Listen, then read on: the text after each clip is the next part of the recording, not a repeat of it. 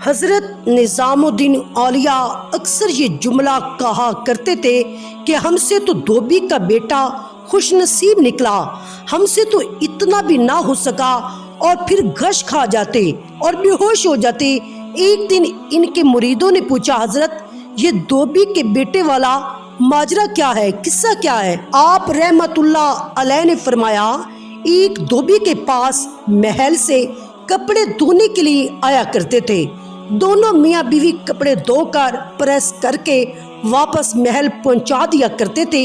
ان کا ایک بیٹا بھی تھا جو جوان ہوا تو کپڑے دھونے میں ماں باپ کا ہاتھ بٹانے لگا۔ کپڑوں میں شہزادی کے کپڑے بھی تھے جن کو دھوتے دھوتے وہ شہزادی کے نادیدہ عشق میں مبتلا ہو گیا اور محبت کے اس جذبے کے جاگ جانے کے بعد اس کے اطوار و طریقے بھی بدل گئے۔ وہ شہزادی کے کپڑے الگ کرتا اور انہیں اچھی طرح دھوتا اور انہیں استری کرنے کے بعد ایک خاص نرالے انداز سے طے کر کے رکھتا، اور یہ سلسلہ چلتا رہا۔ آخر کار جب والدہ کو پتہ چلا تو اس نے اپنے شوہر کے کان میں کہا کہ یہ ہمیں مروا ڈالے گا، بادشاہ کو پتہ چلے گا تو بادشاہ ہمارے پورے خاندان کو ختم کر دے گا، یہ شہزادی کے عشق میں مبتلا ہو گیا ہے۔ والد نے بیٹے کے کپڑے دھونے پر پابندی لگا دی، اور جب لڑکا محبت کے زیر اثر تھا، محبوب کی خدمت کرنے میں اس کا جنون تھا، عشق تھا، اور جب وہ اس خدمت سے ہٹایا گیا تو لڑکا بیمار پڑ گیا اور چند دنوں کے بعد فوت ہو گیا۔ ادھر کپڑوں کی دھلائی اور طے بندی کا انداز بدلا تو شہزادی نے دھوبن کو بلا بھیجا اور اس سے پوچھا کہ میرے کپڑے کون دھوتا ہے؟ دھوبن نے جواب دیا، شہزادی میں دھوتی ہوں۔ شہزادی نے پوچھا کہ پہلے کون دھوتا تھا؟ شہزادی نے جب یہ پوچھا، دھوبن نے کہا کہ میں دھوتی ہوں۔ شہزادی نے سے کہا کہ یہ کپڑا طے کرو۔ اب دھوبن سے ویسا کپڑا طے نہیں ہو رہا تھا۔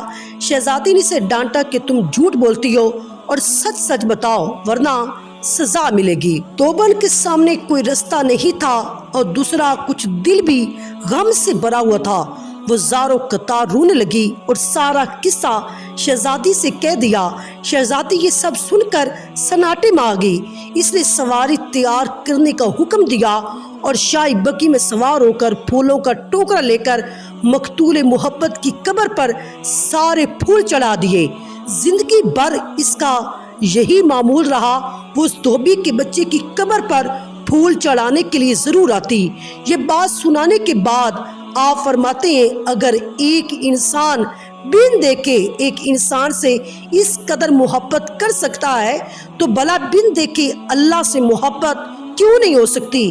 ایک انسان سے محبت اگر انسان کے مزاج میں تبدیلی لا سکتی ہے، وہ اپنی پوری صلاحیت اور محبت اس کے کپڑے دھونے میں بروئے کار لا سکتا ہے، تو کیا ہم لوگ اللہ سے اپنی محبت کو اس کی نماز پڑھنے میں اسی طرح دل و جان نہیں لگا سکتے؟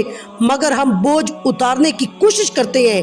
اگر شہزادی محبت سے طے شدہ کپڑوں کے انداز کو پہچان سکتی ہے تو کیا رب کریم محبت سے پڑھی گئی نماز اور پیچھا چھڑانے والی نماز کو سمجھنے سے عاجز ہے؟